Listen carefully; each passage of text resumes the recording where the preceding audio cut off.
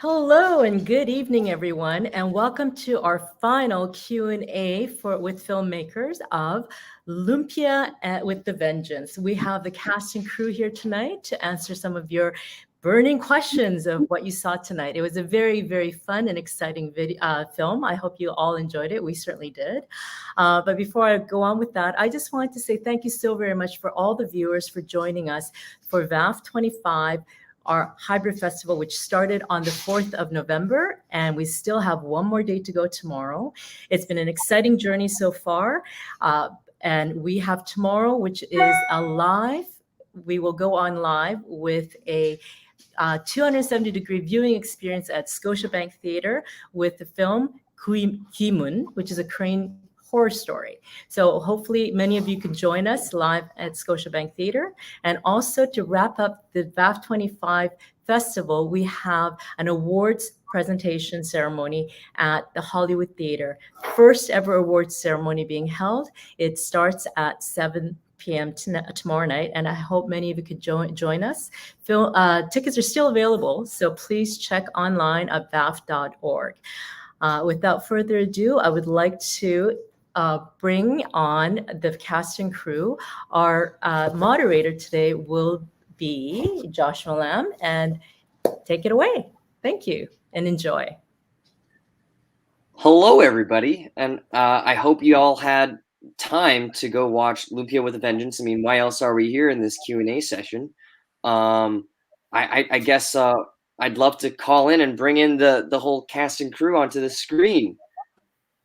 Woohoo! There we go. Woo! Woohoo! I mean, yeah, imagine a bunch of hands clapping. Hi, everybody. Oh, hey, guys. Have the Hello. Oh my God. Hello, Vancouver. Hey, Vancouver. Yay, Awesome. Vancouver. Awesome. Vancouver is here. And I guess maybe for now, if there's I don't think there's any questions currently right now, but I have a whole list of questions for tonight after just watching this visual comedic fest through my eyes and now through my stomach, because now I crave lumpia. But I think one big burning question for me was, or something I want to bring up was, I really love that we would be cutting back to I think it was the original film. Am I right? That was shot on VHS with the kids. Was that the first film in the series? The first film was actually shot on video 8, not even high 8. It's like the little tapes. And so yeah, we shot that in Daly City back in 1996. So it was we call it our homemade movie, but that's what launched the original movie was actually a reunion movie because I grew up we grew up shooting movies during the summer when we were kids.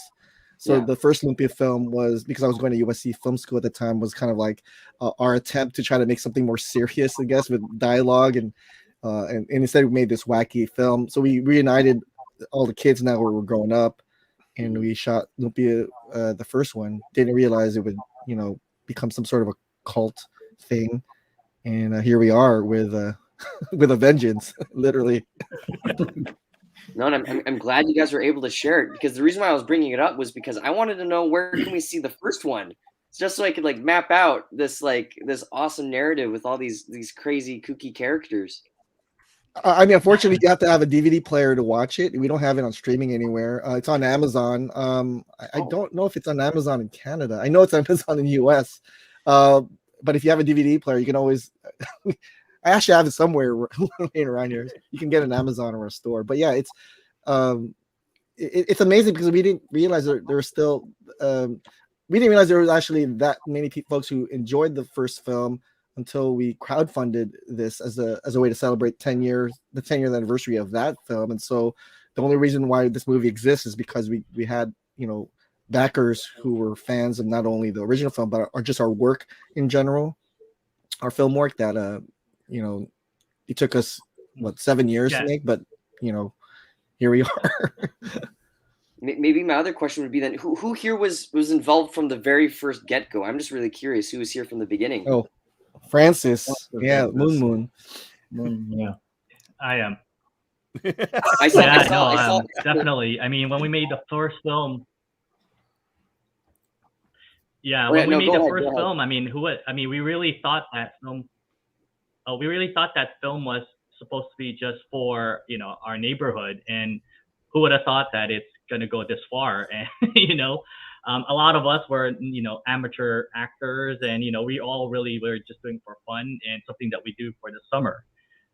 So when we were filming it, I mean, I started when I was 16 and we didn't finish until I was 22 years old. So you can kind of see my progression, and you see me get older and fatter and, darker for some reason as the film went by. But I think that's the beauty of the first film. It's that it's truly a homemade movie. No, that's beautiful. That's beautiful. I like it was what I loved was that I got to see snippets of the original film in A Vengeance, just as a Vancouverite and didn't get to be involved, obviously, and not too close with LA, just seeing that kind of like visual tie, I could very much get a sense of like community that started from like, years back. It's just nice to see that lineage kind of like continue on, especially in viewing it on screen.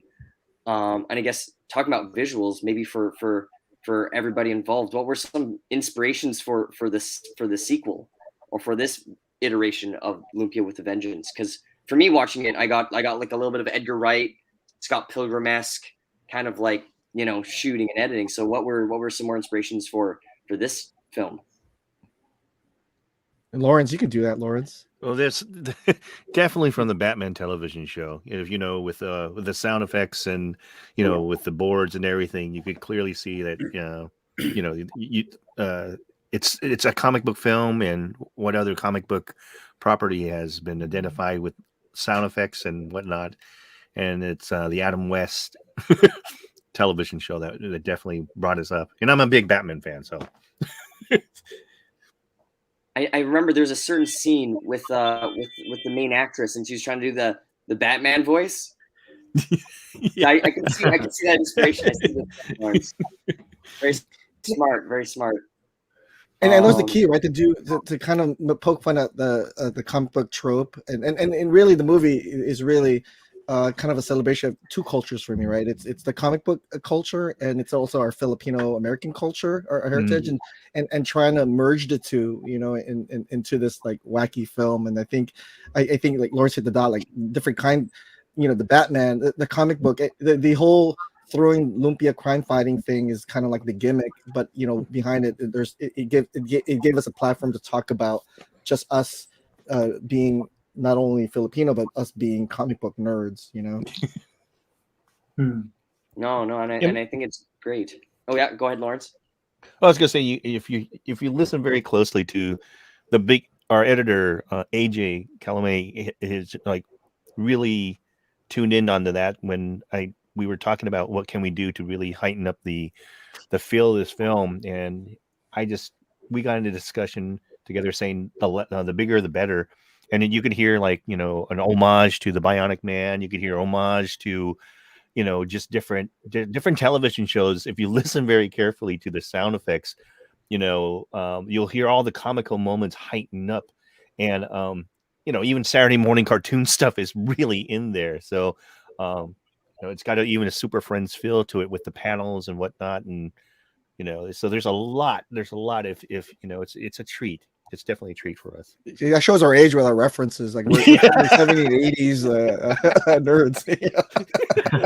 It's making a comeback. It's making a resurgence. So there's I don't think I don't see the age. I see none of that. It's called retro. Retro. Just see a panel. Reboot. Throwback. Yes, throwback. So maybe my other question would then be, it's like, so I know the core team has been on this, the Lumpia series for a very long time, but I know for Mark, Ray, and Darian and Verinder, how did you guys get involved with the project? Go Mark. Earl's in the house. Hi, Earl. Yeah, so Hey, for Earl. me, yo. hey, what's up, bro? Yo, what's up? This is how we're making entrance, I know. What a guy. This is good timing. This is good timing. Earl, what did you do on the movie? Earl is G-Dog. Oh, you're Yes, G-Dog. sure. But he's also Nasprod, the associate producer. So he was there early on,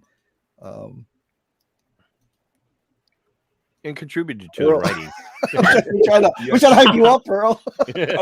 So my name is Earl Balon. I worked as an associate producer on the film, and also I played G-Dog.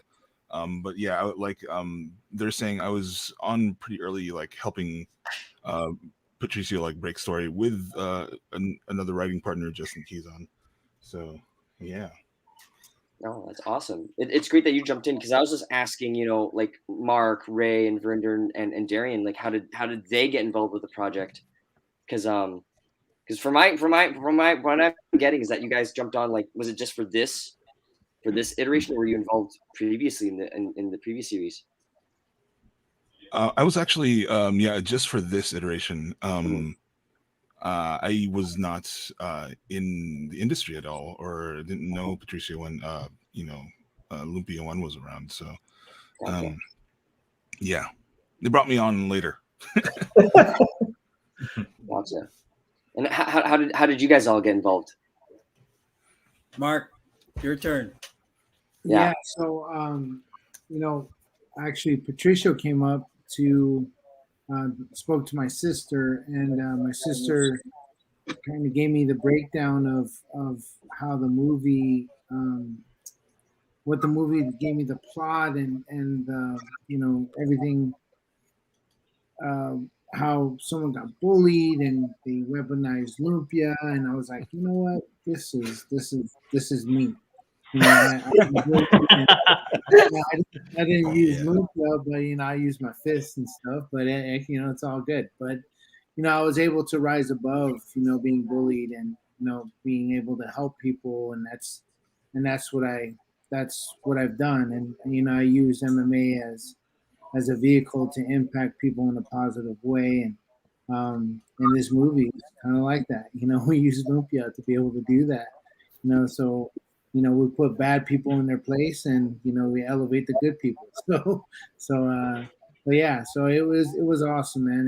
It's a great opportunity, and I meshed well with the cast and the crew.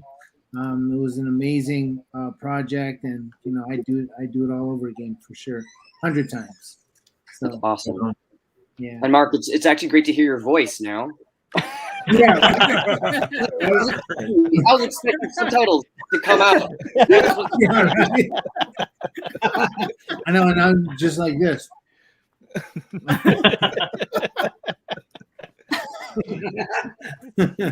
Yeah, that's awesome. No, and that's an awesome story that you're able to jump on and be a part of the project. And so Ray and Darian and Verinder, how did you guys get involved?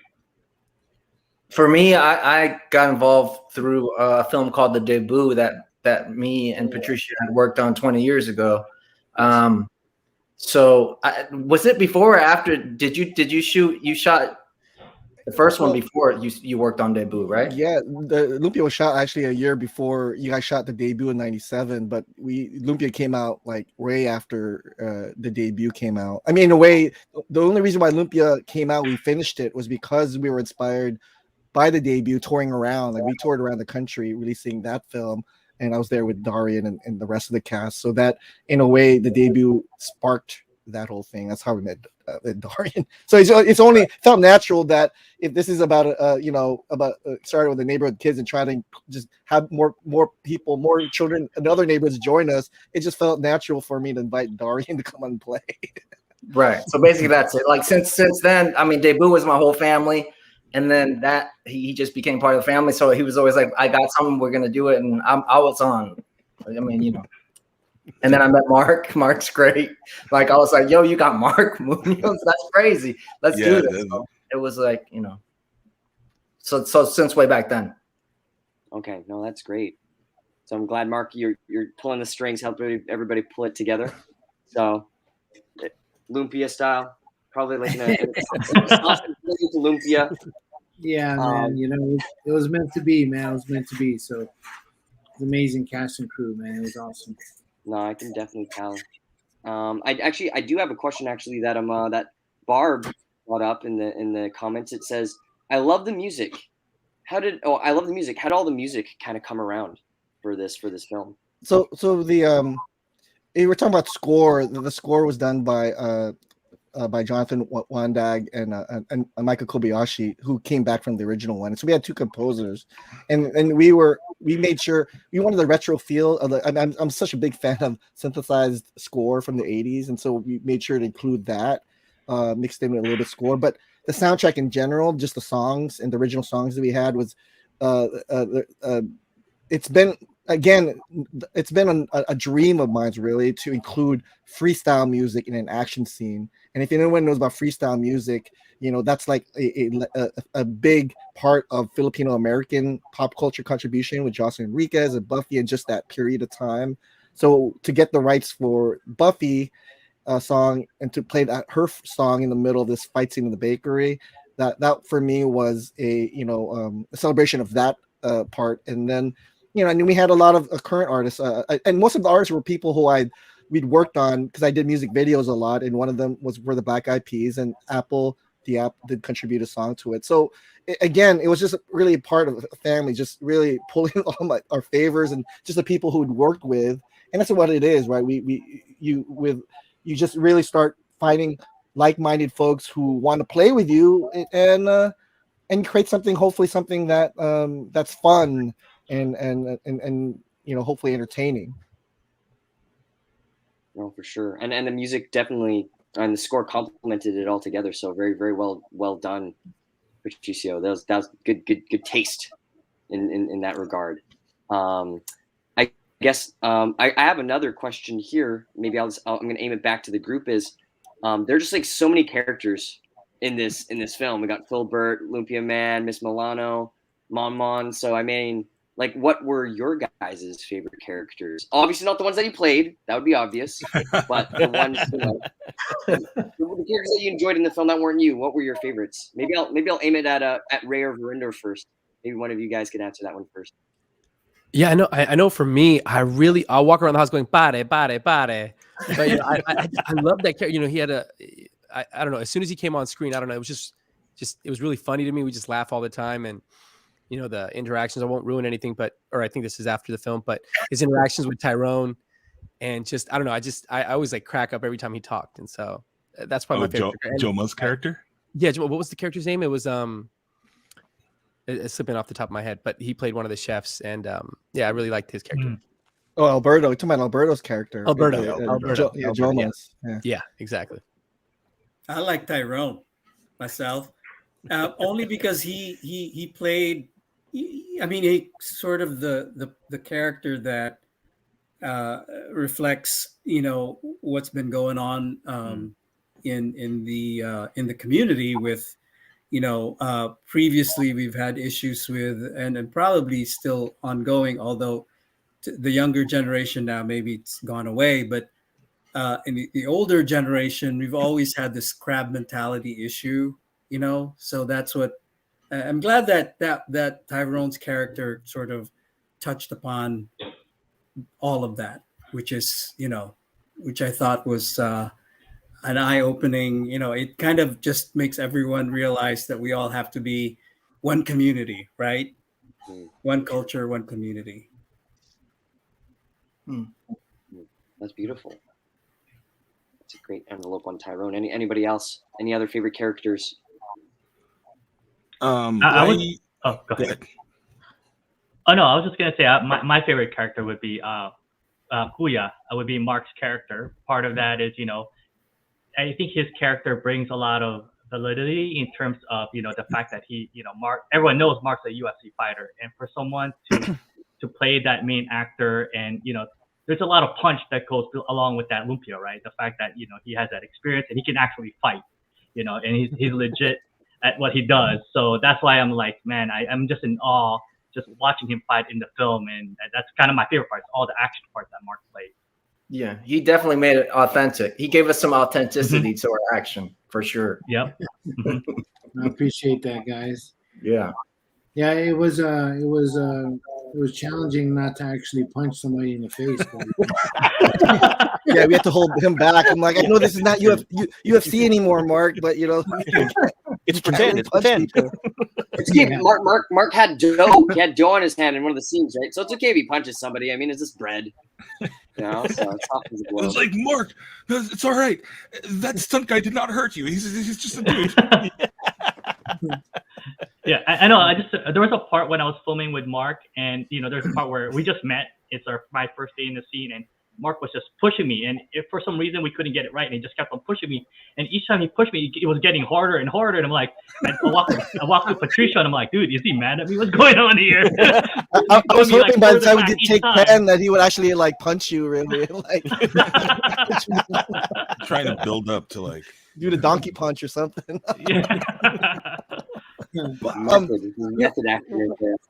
We're talking about characters. Like she's not here, but Rachel's character, April Absinthe, who plays that was a that's my favorite character, only because we had originally written that to be the son of Moon Moon, a guy named Ross instead, and so to ultimately just transform this character into a female character, the daughter, was actually, after all these drafts that myself, Earl, and Justin, our whole writing team, like it became like the aha moment, and I think once, and that was pretty late in the game, like the year that we actually entered production, I think that we changed the gender of it, and having April play that, it even having her play that role. And then we shut down production for after a year. We came back a second year, but it made us look at the footage and rewrite the third act.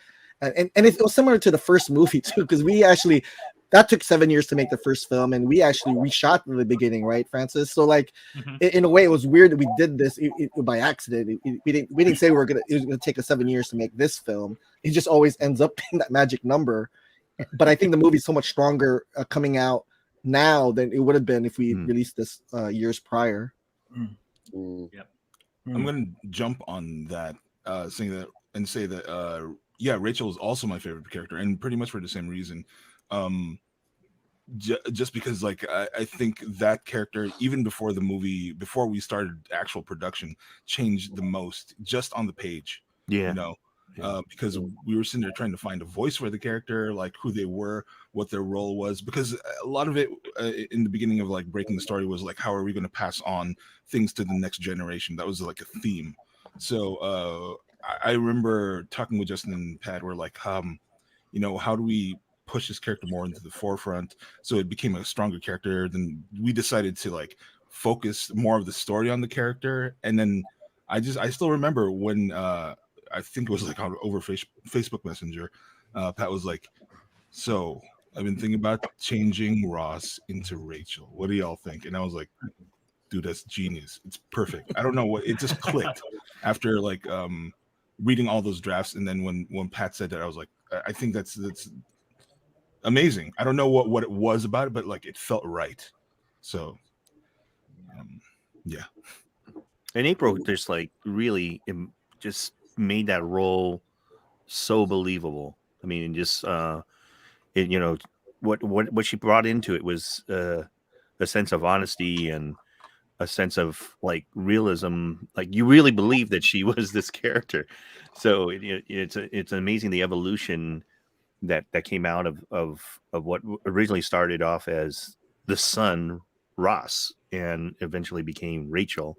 And I love the chemistry between Kuya and Rachel. It's just like, it's just really, really genuine with the two of them meeting for the first time. It's also the first time, April and was introduced to Mark. So, I mean, what we see is very, very, very honest on the screen.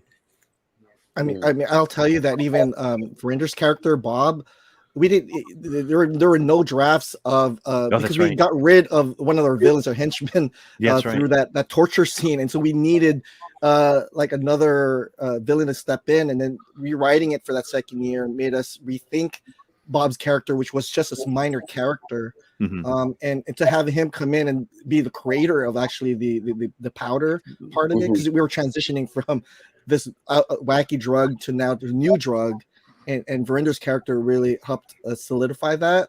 And on the other end, Darian's character Bayani was always there from the beginning. We needed someone to balance out all the wackiness and play the straight person, like the ones you see in like a Law Order or that person.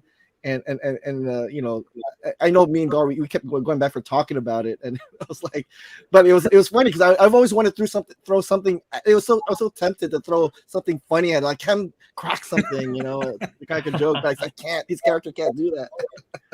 He's got to be the dude. I think that's the beauty of it, is that Dar playing the detective Biani. It just, like, when it comes to the action scenes back and forth with Kuya fighting and then Detective Biani fighting, that whole bakery scene is one of my favorites. To see the two, my terrible fighting against his good fighting. Right. We just want to see Ube in your face, Dar. Yeah. It's like, and he's good, dude. He's the detective, dope. you know, policeman. It's like, it's just, the humor of it is so straight, and I love it. I just love it. You know, it's great. It's fantastic. And the ube on your face is the best. Yeah. What I see, I wasn't there during that shoot. Like, what was that? What is actually on your face? What was it actually? It's It good. was Ube. It was actually What was Ube. it? Yeah, It was? It was. Yeah. It was a whole. It was ube, right? Yeah, it was yeah, real ube. I It was thought. real Ube, like in a whole like a whole jar of it. They made a bunch of it that they normally put into the pastry. So they It made was this. sweet. It definitely was sweet. Yeah, it was definitely all this whole big jar of it that we got ready to pour it all over. I love how Darian. I love how you didn't know until now. Man, That's how we met Danny Trejo. It's like, nice to meet you, Danny, and Ube in his face. that's right. So I'm just going to apply this gently to your forehead. That was So brilliant. funny. Yeah. Beautiful scene. But I guess maybe segueing away, I guess going into specifically about scenes, since we just talked about characters, what were your guys' favorite scenes? Because there are a lot of action scenes. Like, that was a lot of action scenes. And for me, I think the ones I've labeled out that were my favorites was when, you know, Lumpia Man, you saved the teens in the bakery. And I think and all the flinging of the Lumpias when they're just spinning, I thought that was like, man, that was really good effects. The pea gun on the roof, I thought that was Oh yeah. that was intense. Yeah. I felt that on my face. I didn't want to, but I did. And obviously the final dance scene were some of the ones that I highlighted. But what were some favorite scenes of your guys' that I missed? You know, that were highlights for you. Over Yeah, for me, I know when I saw like the 6 Lumpia come out at one time and just kind of that explosion. I forgot what they called the technique when 6 Lumpia came out at the same time. And then Shanghai Surprise. Shanghai Surprise. That was pretty like wow for me. That's probably like my favorite scene. And then definitely the Marte dance sequence. I thought that was yeah. My favorite scene was when Taquito Boy threw a taquito next to Olympia, and actually it was the first time we were actually on set together, and he threw the taquito and I threw the Olympia, and it actually hit. And I was like, wow, that's instant chemistry, man. Yeah, so I mean, don't you guys remember that? Yeah. That's how you know that, you know, a Hollywood legend like Dan Trey, he's so good. Is that he knows when he can hit his mark. Literally, he can make it throw the taquito and then it hit the Lumpia. It was like, yeah. See, Earl is actually he's smoking the Happy Lumpia right now.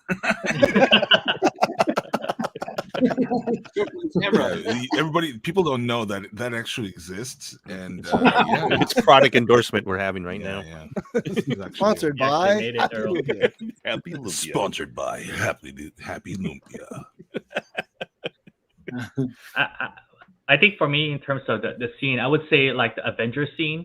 I mean, I'm a big, Marvel fan and, Avengers fan. And for us to have our own type of Avengers, with Mark and some of the original cast, I think that was great.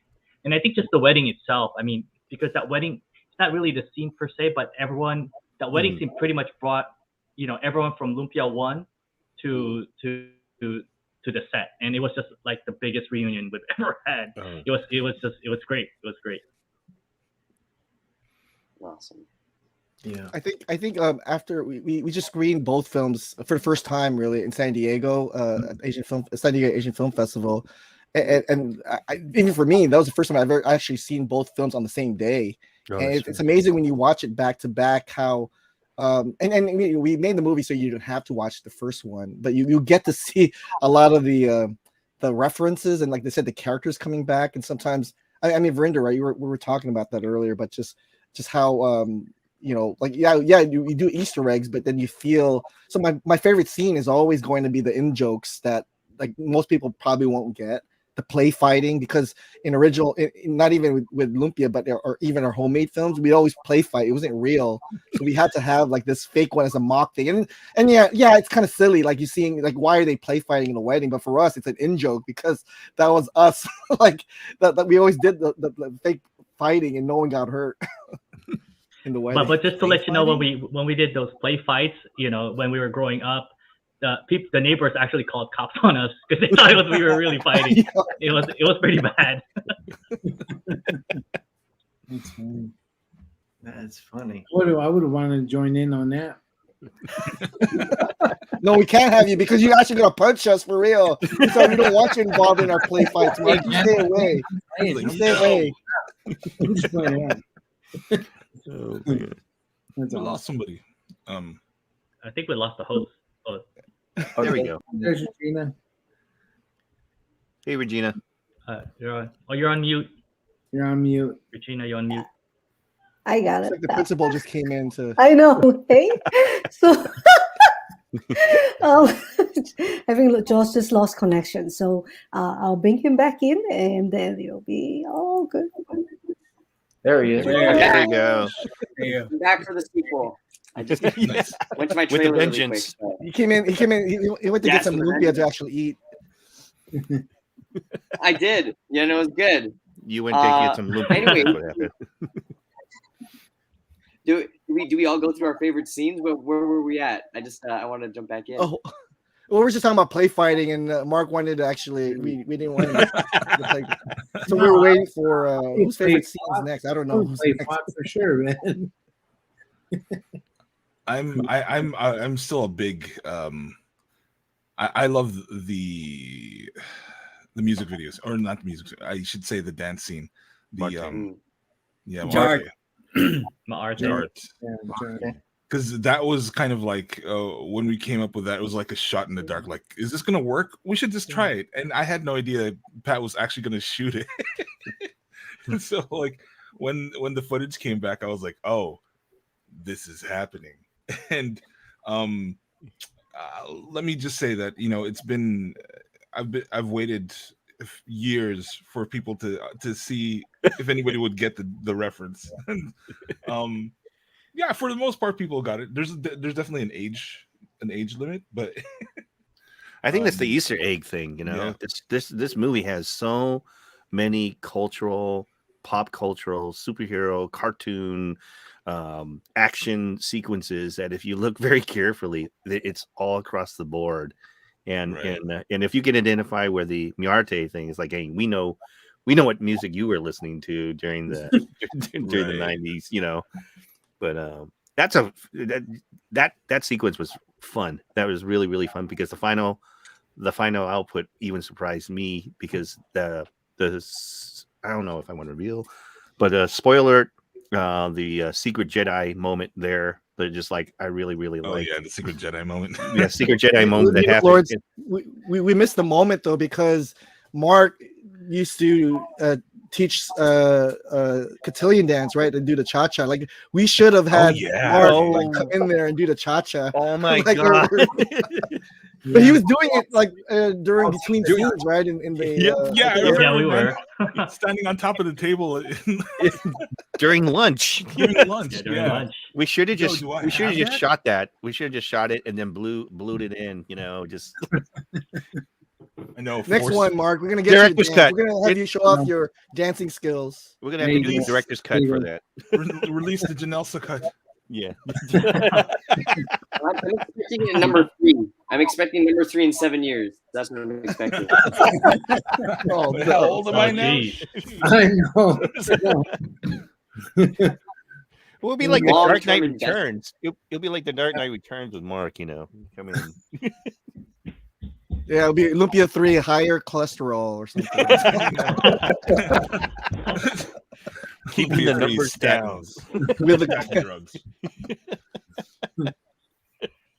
That's funny. So I guess one question I see that I actually had right now was so I was on the website actually for Lumpia with Vengeance, and I see that you guys are going to be screening at San Diego Comic-Con. Yeah. Am I right? Yay. Yeah. Big. Big deal right there. So how did that process go? How were you guys able to get yourself screened at SDCC? I was just really curious on. I mean, I mean, myself and Lawrence, we're like longtime Comic-Con attendees. I mean, and Lawrence has a whole history of doing Comic-Con, but like they I mean, Lawrence, maybe you should talk about this. It was a lot of it is great timing, and it turns out when we gave a call, because Pat and I actually said, do we want to try to do a convention? And Comic-Con has always been a dream for both of us. And I told, just being in the past, I worked within the comic book industry for a period of time, and I was able to call up the people around the show, and I pitched it to them. And it turned out one of the guys who I was talking to happened to be a Lumpia fan of all things. And he presented it to the people who were panelists who ran the show. And next thing you know, it just went up the ladder, and we were able to agree upon screening it. So they provided that dream that Pat and I have been comic book nerds for quite some time. And now we're actually in the show. We're actually part of the show, presenting a comic book movie of all things at one of the biggest comic book events, that's known. So this is a dream. It's just a nerd dream for us. No, and that's awesome. That's a really big, because I mean, comic book movie in San Diego Comic-Con. I was when I saw the news on your site, I was like, this is humongous. It's big. And so I'm guessing, I guess all of you guys are going to be making your way to San Diego Comic-Con for your not all of us, because it's hard to get into Comic-Con. So unfortunately, only there's a fight to the death process, we had to rock paper scissors. We had to draw Lumpia. The shortest Lumpia was out. Yo, I do have some video to share. Oh, video. Awesome. Oh, there's not gonna be sound, but oh no.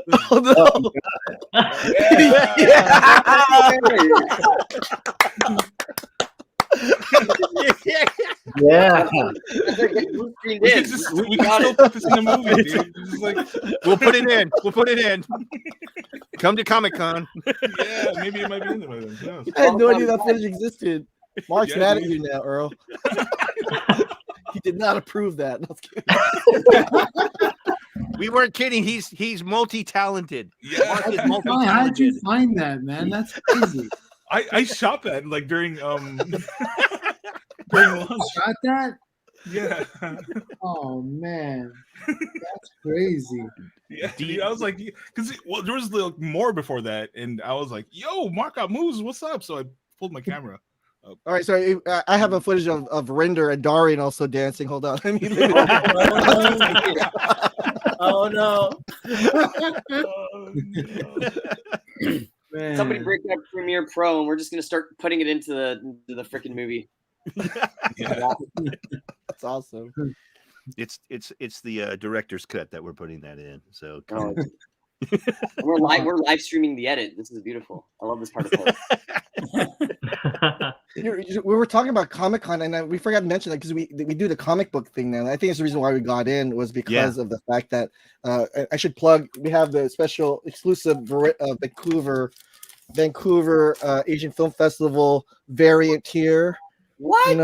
So we have the comic book. So it's a prelude. That's the actual Vancouver edition. That's the Vancouver. So anyone who did watch the movie gets this digital copy, and they have an option to buy the holofoil version. And so we've been doing that. The comic book has been one of the things that we were so blessed to do because of the pandemic. It gave us kind of a year off to kind of while we're wrapping up the film, and so we just crowdfunded our third issue now. So the fact that where most movies usually go from comic book adaptation to movie, right, or comic book to movie adaptation, we actually went the opposite route. We took the movie, and then we adapted it to our own comic book, which gave us an opportunity to expand the narrative and the world per se. And the comic book really talks about what happens, especially in issue 2 at interlude, like what happened off screen, like during the movie, like what happened, what were the characters do. So that was fun for us, and it's created by the same talent that that actually was part of the same by the filmmakers themselves. So Lawrence producing, he also is an artist. Verinder also here wrote a story about Bob, about his character, and then Ray also wrote a story about Tyrone in the last issue. So it's been fun because we've been, while the movie took us 7 years, it only takes us a month, several months to get the comic book created. So and it's low budget. I mean, we could go mega budget in the comic book, meaning that it's stuff that we can't shoot. So the fight scenes that you see in the comic book are even bigger, and the action sequence can be actually bigger for stuff that we couldn't actually shoot at all. But it's great because the second issue actually shows stories that are happening between scenes that are happening between the movie. So Vancouver folks who get a chance to actually get that free comic book, I recommend picking it up when you get a chance, because you get more out of the movie with the comic book. And if you get the prequel, the first issue, you get the backstory. Like one of my, I'm kind of biased here, but one of my favorite stories is doing a story on Detective Bayani, and his background just before the movie starts.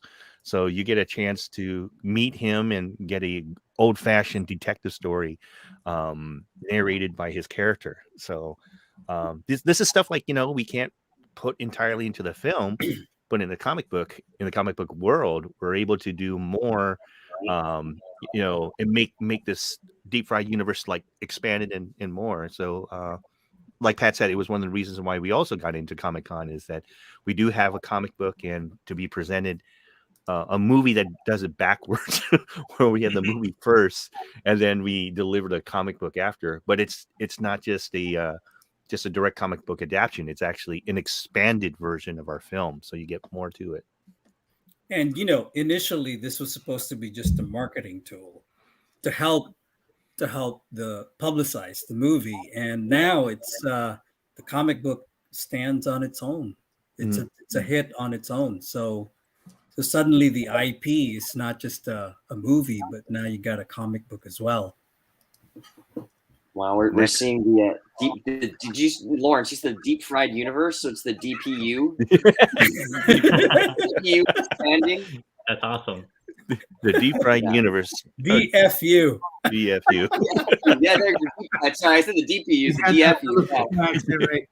DPU is something different. That is deep fried. Yeah, deep fried universe. Deep fried. Oh, I guess. Oh, it looks like. Oh, I think we're starting near the end of our Q&A session. I guess we do need a maybe Regina, can I do one last question to close it off?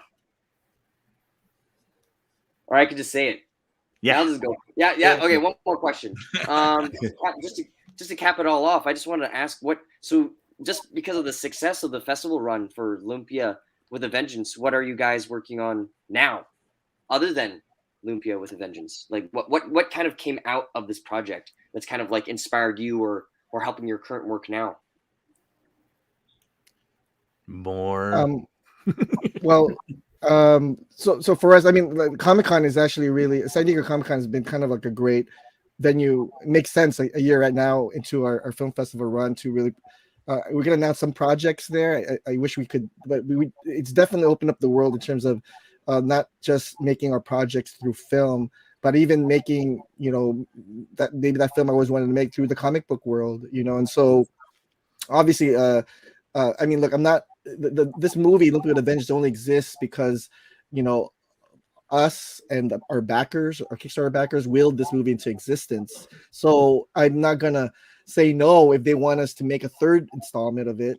They definitely answered the call and already now backed 3 issues of this comic book. So it's weird getting back on this and then writing it. It's been inspiring to kind of just tap more into this wacky universe, and so that's where I'm at. And in terms of film, there's a biopic that I've been writing for the last 5 years, and that I'm hoping to get that off the ground soon. So that's awesome. Your volunteers tribute, Earl. Oh, I see what you're volunteering for. Never mind. But anyways, I guess I'm putting this. Well, Earl got a big project. You should mention it. It was announced in the trades. Yeah, Earl is a big star. Earl, I'm some dude. Yeah, I've been working on the Tomb Raider series, or the Tomb Raider video game series since 2011, and they just announced Netflix animated series, so we're going to be starting to work on that. And yeah, it got announced in trades last month, and I was like, what? Pretty cool. So that's Haley Atwell's attached to that, and then Alan Maldonado from Heels. It's can't wait to get that out. Beautiful. It's awesome. And Dorian, I mean, of course you have your film that just kind of. We have a film, my brother's Fabulous Filipino Brothers, that's gonna drop. We're coming up to Vancouver too. We're gonna come up there, but it's gonna drop VOD. I think it might be it's everywhere but North America, I think, out already, but then it's gonna drop VOD February 8th. But we're gonna bring it up to Vancouver. So we're bringing it to certain cities. My brothers and I. It's called The Fabulous Filipino Brothers, another Filipino movie. It comes out of debut too because it's our family. So it's all an extension of this of our people and our family. So just telling our story personally, and it's of the Bay Area too, which is this movie. So it's so that's finishing its festival runs too as well, and then it's going to be released. And everybody does great in it. Dar is great in it. Yeah. So it's a fun film. It's a really, really beautiful portrait of a. And Lawrence is a producer on it as well. Yeah. So. Yeah, it was a fun film to actually work on. And again, like Dar is saying, it really captures a different side of Filipino filmmaking. We have an action film through an action comedy film, comedy comic book film through Lumpia with a Vengeance, and then we have a very comedic drama, not a rom-com, but a comedic drama that portrays a Filipino family in a way that has so much variety that we really haven't seen in Filipino films, so Filipino American films. So I'm really proud of these 2 films that are coming out, just hitting left and right, all over the film festivals and carrying it on. Very, very positive films. Awesome. That's beautiful. I'm glad that's happening. And for everyone else, what is everyone else working on? Mark, Ray, Verinder, and Francis. Yeah, Francis, tell us what's happening in the CPA firm right now. What's on the accounting side? Oh, geez. No, so I'm actually not part of the entertainment industry. I'm actually just I'm a CPA. I'm a partner in a CPA firm, and so this whole world that I'm in, it's great. It's creative, and it's something that I'm definitely in for the ride. So if Patricio decides to do a number 3, I'm definitely all in. 3-movie contract, my favorite. Yes. Because we have to hit the action figure deal. We have to get the. We have to. I need a Pops. Where's the Pops, Pat? We need a Kuya action figure. That's the goal: is to have a Kuya action figure with. I want a Funko Pop scratch or sniff Lumpia smell on it. Or maybe Lumpia greased up. Yeah, that'll be a cool variant, right? An exclusive Lumpia greased Kuya. Yeah, deep fried Kuya. Next year's or a Lumpia Nerf. A Lumpia Nerf, Pat. But a Bayani with ube face variant.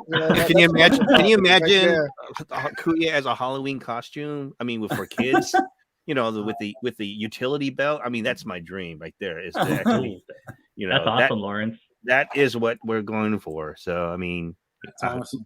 It doesn't stop with this film. We're pushing. We're especially like Pat says, we're listening to the audience. If the audience can help us out, we'll make it go forward. It's all about bringing what people want to see, and people have proven that a comic book action Filipino hero is what they want to have, and it's, like I said, it's a dream. It's opening up doors for us to do that. Marvel, do you hear that, Marvel? Is anyone from Marvel here?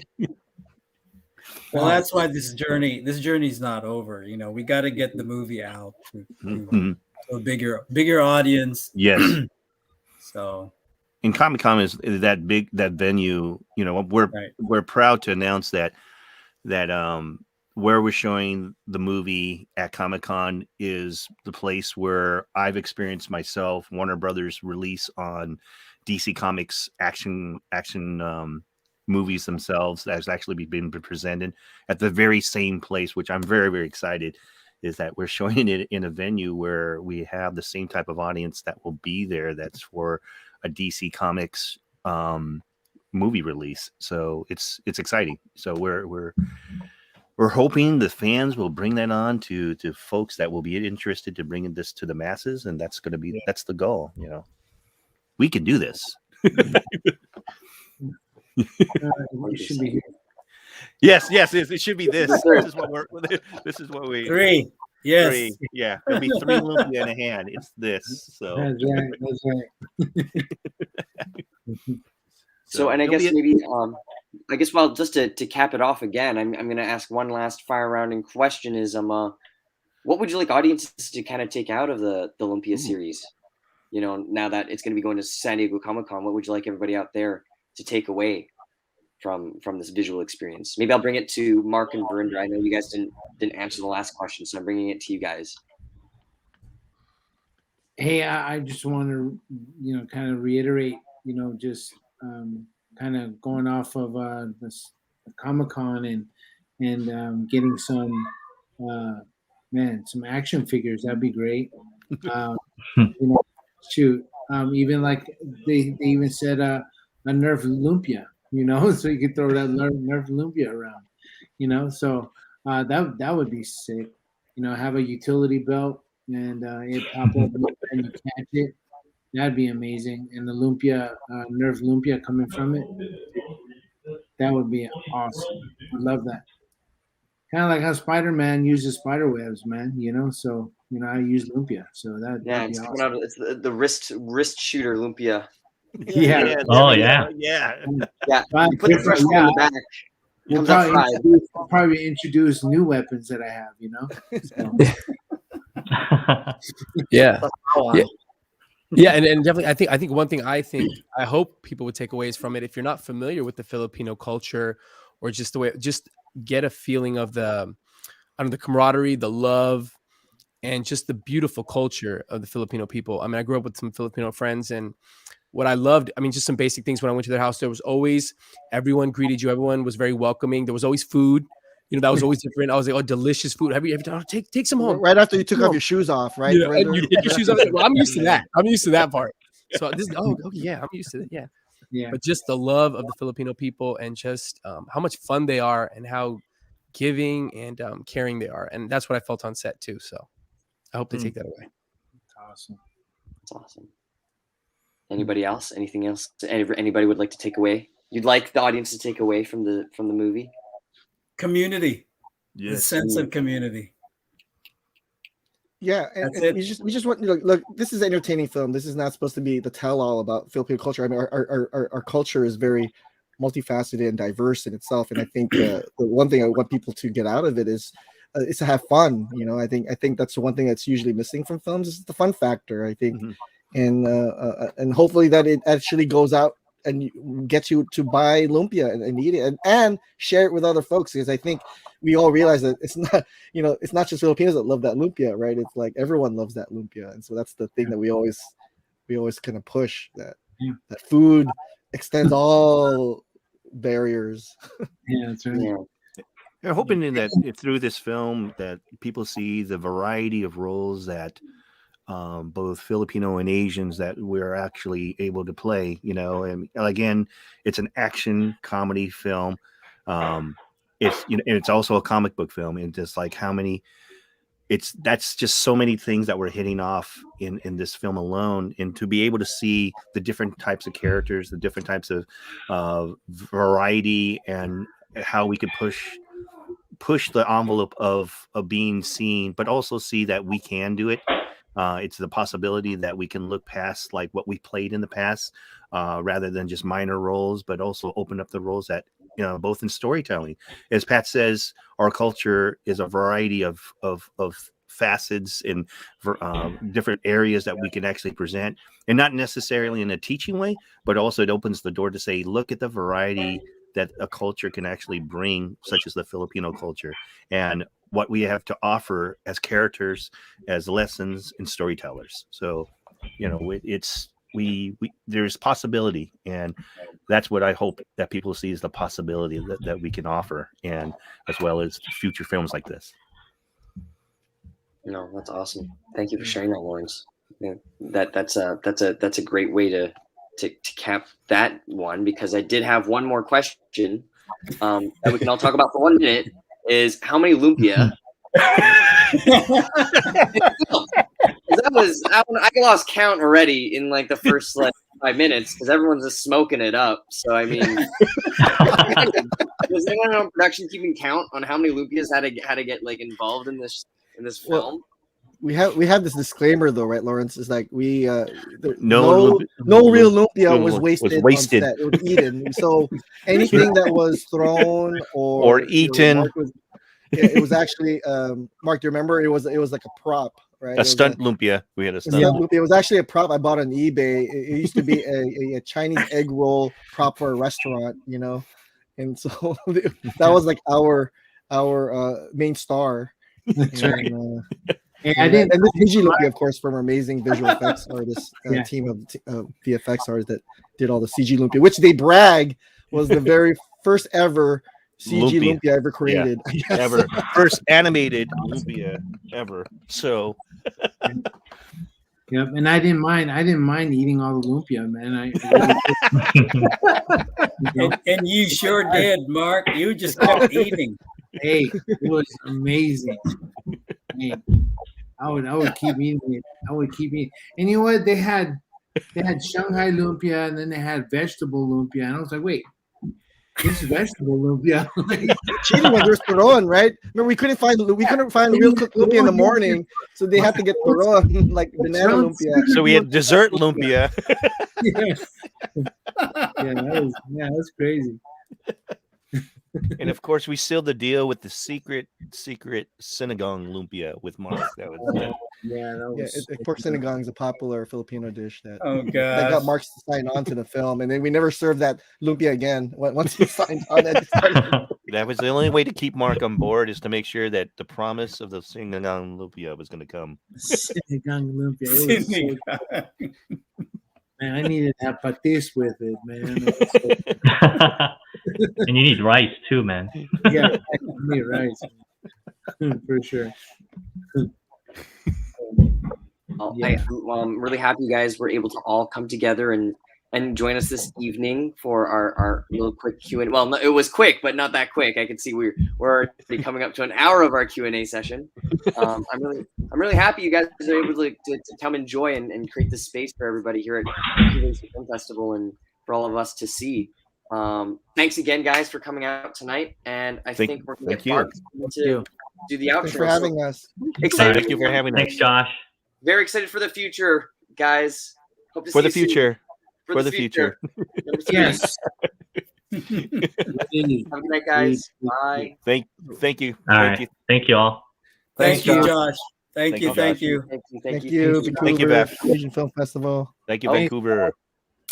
Thank you, Josh, and thank you to the cast and crew of Lumpia with a Vengeance. I loved it. I saw the original, and I just want to thank everybody who's here tonight, and also everyone who came to VAF in person and who also watched all the VAF, or as many of the VAF online shows as possible. I have been amazed. These last 10 days of films has been inspiring, entertaining, and really gives me hope for all the talent that we have and all the creativity that is in and coming from our community.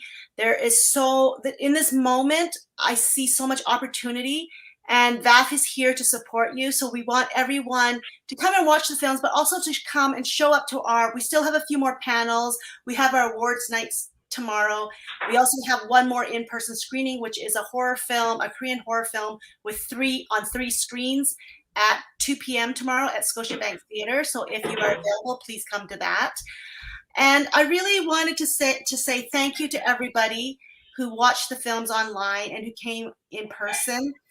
I really enjoyed the community and listening to everyone's stories.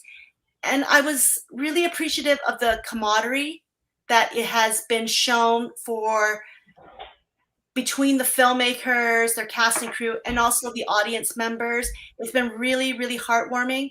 And I just want to close off tonight and the virtual part of the film festival with a big thank you to everyone who supported us, all our funders, all our community partners.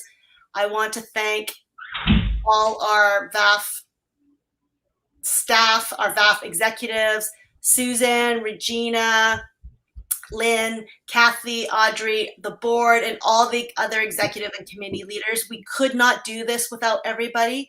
It takes a village, as I said. It's been 25 years. When I started this 25 years ago, I had no idea that I would be here one day talking about the amazing films and seeing all the alumni filmmakers coming back too with their next films. So I hope you all throughout the year, not just during VAF, but throughout the year, will come out and show up for some of these films that are coming out. They said that there was a new film that they were bringing up about the fabulous Filipino brothers film. So there's going to be films that are coming out throughout the year.